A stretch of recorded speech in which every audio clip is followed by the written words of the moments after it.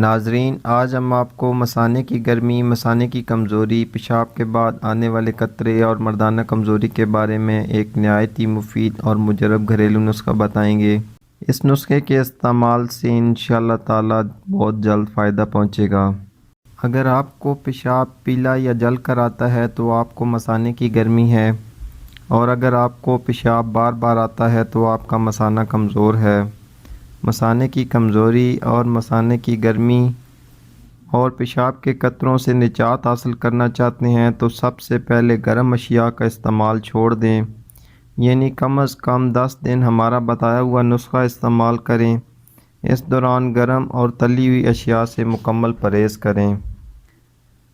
بعد میں ان چیزوں کا استعمال کر سکتے ہیں، لیکن ان کا استعمال کم ہی کریں تو ہم گرمی کے ساتھ ساتھ اور بھی بہت سے مسائل سے بچ سکتے ہیں۔ چلتے ہیں نسخے کی طرف۔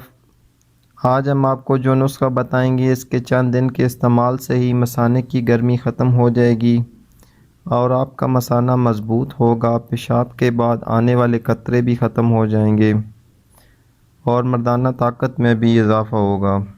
بار بار پیشاب کی عادت بھی ختم ہو جائے گی اور پیشاب کی جلن بھی جاتی رہے گی۔ نسخہ نوٹ فرما لیں۔ 50 گرام سفید زیرہ لے لیں اور 30 گرام خشک آملہ لے لیں۔ دونوں کو اچھی طرح باریک پیس کر مکس کر لیں۔ اب روزانہ رات کو اس مکسچر میں سے 1 چمچ 1.5 لیٹر پانی میں ڈال کر بھگو کر رکھ دیں۔ یہ پانی دوسرے دن وقفے وقفے سے استعمال کریں، یعنی 2 گھنٹے بعد آدھا گلاس استعمال کریں۔ یہ 1.5 لیٹر پانی ایک دن میں استعمال کر لیں، دوسرے دن اسی طرح پانی تیار کر لیں۔ اگر اس کا ذائقہ کڑوا لگے تو اس میں 1-2 چمچ شہد ڈال سکتے ہیں۔